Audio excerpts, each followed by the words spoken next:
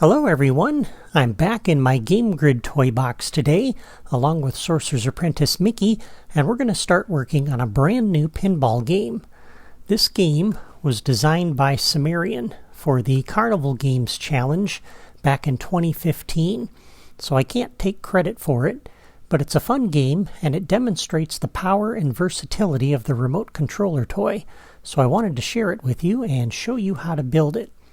Now this pinball game is different from the pinball game that we built earlier in this series, because instead of controlling the flippers, we're going to control the ball and try to hit as many bumpers as we can in order to score. And we're going to spend 2 or 3 weeks building this game. But before we do that, I want to show you what we're building. So let me play it for you. Okay, here we go.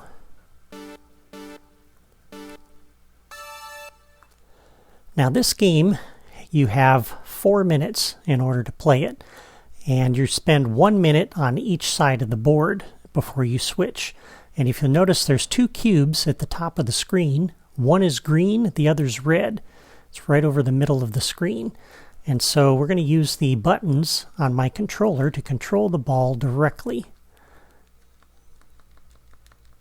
And I went right around the button.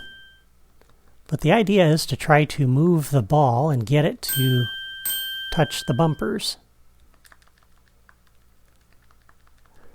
And it's not as easy as it sounds.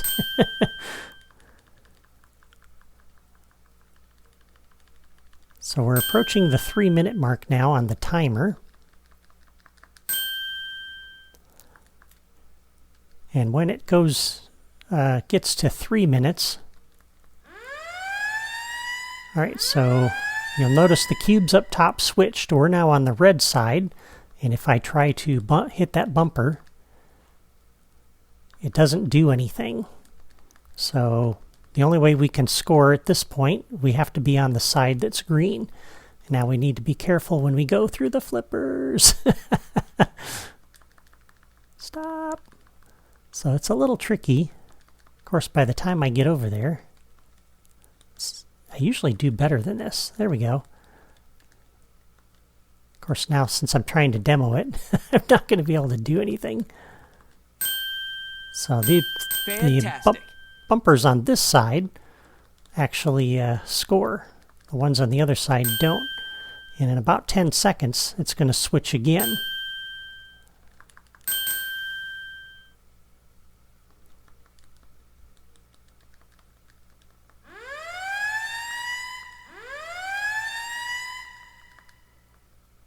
Alright, so now we need to move to the other side of the board.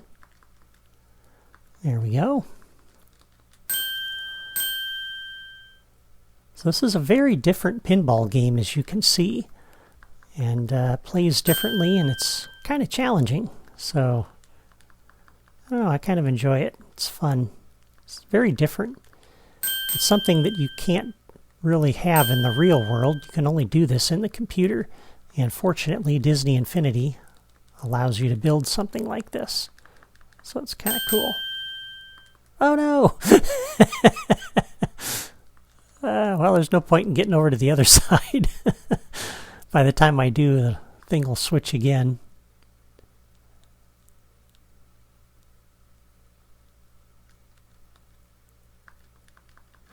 There we go. So now we can hit these and score. Or try to.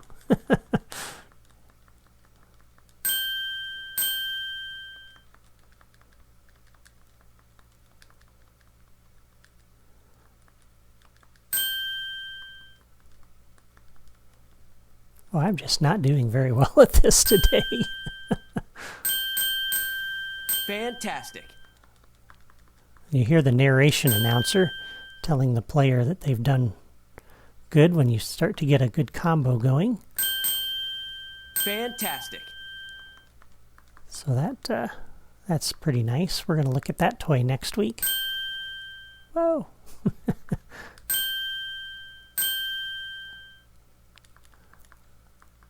think I've gotten most of my points here in just the last few seconds. 2, 1. And there we go.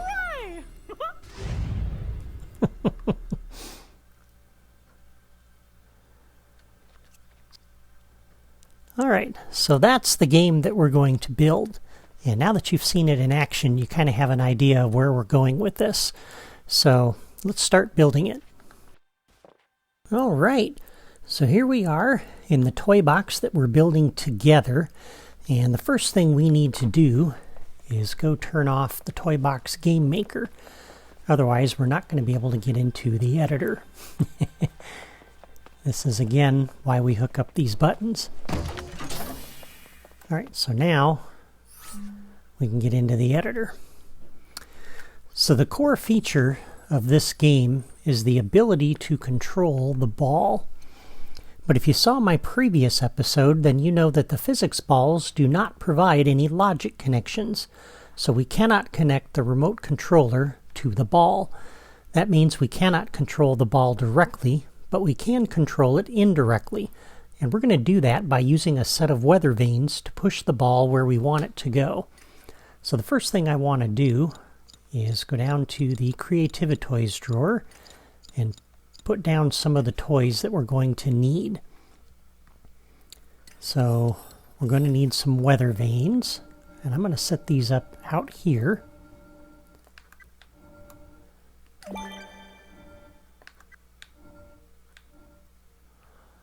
And go like that. We're going to spread these out a little bit, and you'll see why in a moment. Excuse me. And then we're going to need some locators so that we can tell those weather vanes what direction they need to push the ball. Alright. And then we need our remote controller. And I'm going to place this down over here. Eventually, we're going to move those toys, but for right now, we'll place that there. Okay. We're going to need a few other things here, too. We're going to need a target camera. So I'm going to come over here, and we're going to go back up to the terrain drawer, because this has to go in a very specific location. So we're going to use some terrain blocks to kind of position where these have to go. So we're going to start right here on the end of that little terrain block like that. And again, the cliffs are over that way. There's nothing out over that way. So just to give you an idea of the proper orientation here. And let me pull up my screen grab to make sure I get this right. Alright, so we're going to put down one of these, and then we're going to put down 1, 2, 3, 4, 5 more. So 1, 2, 3, 4, 5. And I'm going to put one more block down up top. And that's where the camera has to sit. So we'll go back to the Creative Toys drawer. We're going to put the target camera facing that way. It's going to look down at the board, like you see there. Alright, and then we need a locator to point the camera at. And this is going to sit right down here on the center of the board. And we can go ahead and take these terrain blocks back out.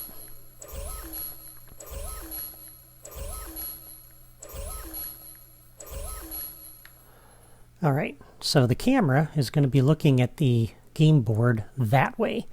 And we're going to be mapping buttons from our controller using the remote controller to the weather vanes. And again, the buttons have a kind of a diamond formation on the right side of my controller. And on the Wii U, X is the topmost button, Y is left, A is right, B is bottom. So the X on the top is going to move the ball that way. A or Y that way, A this way, B that way. And so as we look at the weather vanes, I kind of laid these out similar to the mapping of the layout of the buttons on my controller. So again, this will be X, this will be Y, that will be A, that will be B on my controller. All right. Now, let's go ahead and configure these. We're going to need some more toys, but before I do that, let's configure the weather vanes. So the force, we're going to use 6 for the force. We don't want it too strong, but we don't want it too weak. And the affected objects by default is everything. And we're going to change this to be just the physics balls. Now you can use this exact same technique with a remote controller that we're going to do here today to control not only physics balls, but players, friends and enemies. This would include townspeople, vehicles, and so on.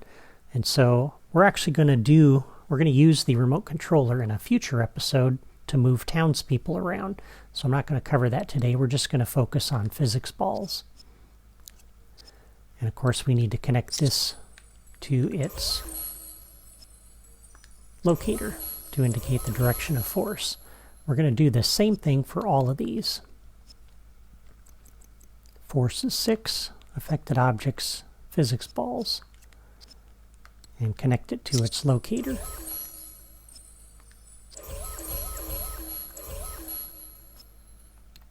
And this one, this gets a little bit tedious, but there's only 4 of them, so it's not too bad.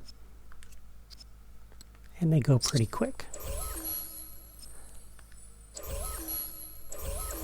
And ordinarily I would just do 1 and do the rest of them offline, but since we're going to actually demo this by the end of the game and show you how this works, I need to connect all of these up. So I'm going to save myself a little editing and just do that online. Okay, so now we go over to our remote controller. And we're going to do a new logic connection for player 1. And here's our buttons. So when X is pressed, that's the button at the top of my diamond formation on my controller. We're going to come over to this weather vane, because again we're facing that way with our camera. So that's the one I want to map X to. And we're going to connect up to this and turn that weather vane on. Now, you'll notice on that remote controller that it only provides trigger signals for when buttons on the controller are pressed, not when they're released. And once a weather vane is turned on, it stays on. So the question is, when do we turn the weather vane off? And there's a couple of different ways to do it. I'm going to show you one way to do it today, and I'll show you another way to do it in a future episode for a different puzzle. But for this game, this is what I'm going to do. We're going to use a time delayer. And so in the Creativity Toys drawer, I'm going to keep going left until I find the time delayer. We're going to need 1 for each of these weather vanes. Okay? And all of these on the properties, the default is 1 second, and we're going to leave that set. So let's go back over to our remote controller. We're going to do a new logic connection for player 1. When X is pressed, not only are we going to turn on the weather vane, we're going to come over to the time delayer that's associated with it and start the delay. And on that time delayer, a new logic connection, when the delay is completed, we will turn off the weather vane. Alright, so when I press X on my controller, it's going to start this blowing, and it's only going to blow for 1 second, long enough to get the ball moving. And then this time delayer will automatically turn it off. So if I want it to keep moving in that direction, I'm going to have to keep pressing X on my controller multiple times. And that will keep it moving in that direction. Now again, there's different ways to do that. You could leave the weather vane on until you explicitly tell it to turn off, And that's another way to do it. There's multiple ways we can do it, but this is the way it's a little bit more intuitive to me to control. So this is what I'm going to do for this game. All right, so that's X. And now we'll hook up the other buttons. So a new logic connection for player 1. When Y is pressed, this is the left button.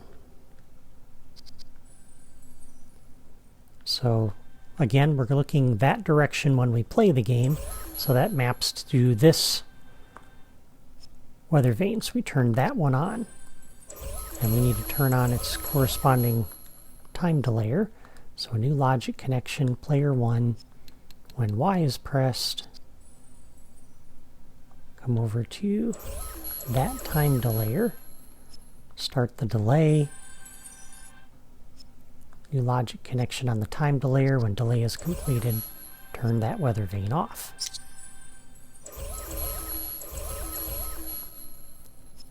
All right, new logic connection on the remote controller. Player 1, we're going to do A, that's the right-hand key. So when A is pressed, we're going to turn on this weather vane.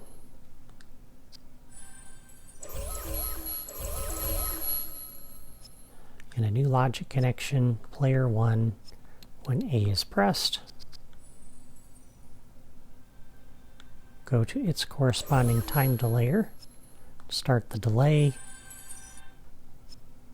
and a new logic connection on that time delayer. When the delay is completed, turn off that weather vane. And the last button on my controller is B. And that's the button on the bottom of that diamond formation. And that goes to this one. So we turn that weather vane on. And we also got to turn on that time delayer that goes with it. So based on how these controls are laid out here, will tell you which of the buttons on your particular controller would map to these, because I know it's a little bit different labels on those buttons if you're on a Xbox or a PlayStation.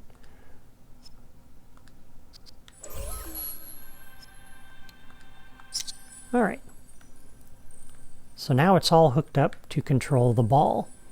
And now in order to kind of see what it is we're doing, we want to hook up this camera. Let's go up here and turn, set the properties for the camera. All right, we're going to leave most of these the same. Cut triggering player, leave that off. Camera target is going to be the connected locator that will connect up in a moment. And all the rest of these are fine. So then on the target camera, we do a new locator connection.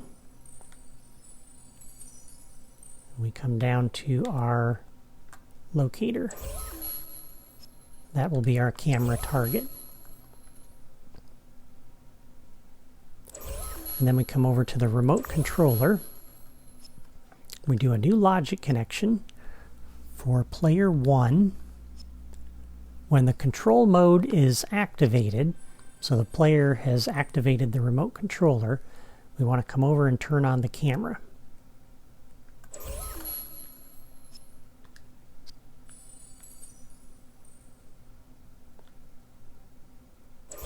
And likewise, new logic connection for player 1. When the control mode is deactivated, we want to deactivate this camera.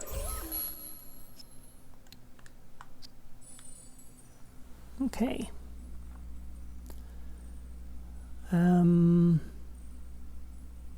Yeah.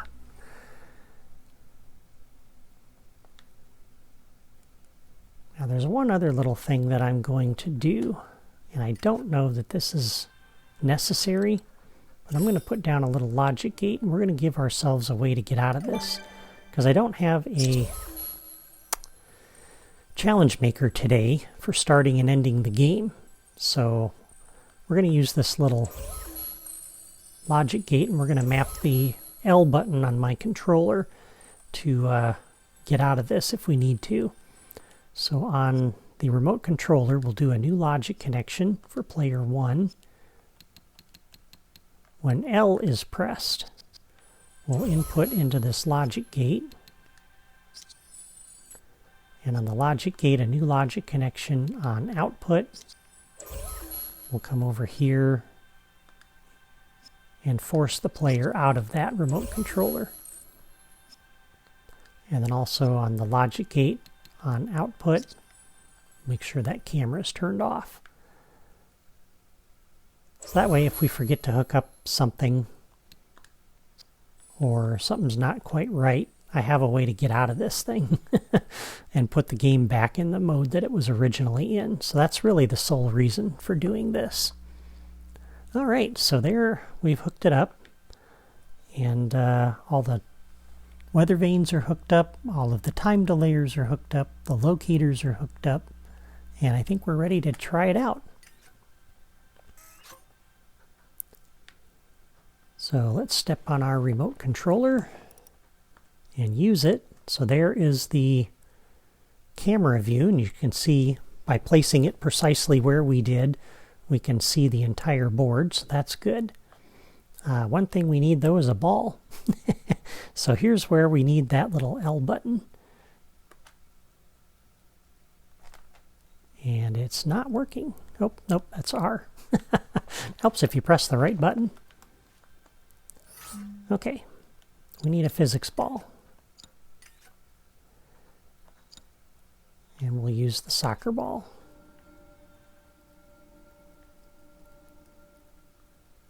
And for right now, let's just drop this right here on top of that locator. And let's try this again, now that we have something to actually move around. All right, so if we've mapped this correctly, pressing X on my controller should push that ball up. And it does. And I just tapped it once, and you can see it's rolling, and it's going to stop in a moment. Its momentum is just kind of carrying it along. If I press Y, it should move left. I can press it multiple times, and that really gets it going. If I press A, it should start moving right, and it does. And if I press B, I'm pressing it repeatedly, and it's moving down. So we're using the weather vanes to move the ball where we want it to go. Pressing A, pressing Y to move left, pressing B to move down, pressing A to stop moving down, because you can press it in the opposite direction. I'll press A, and that kind of stopped it from moving left. And then we can get out of that by pressing L. So that's how you can use the remote controller to move a physics ball. And hopefully you're beginning to see the power and versatility of this toy. You can do a lot of interesting things with it, besides just activating pinball flippers. Next time we'll build the rest of this pinball game, and I'll teach you how to use the narration announcer to reward the player when they're doing well. Before you go, leave a comment and let me know what you think of this pinball game, and if you're enjoying this series of tutorials on the remote controller toy. And if you haven't subscribed to my channel yet, just click my photo in the lower right corner, and then you won't miss the next episode. Thank you for watching, and have a great weekend.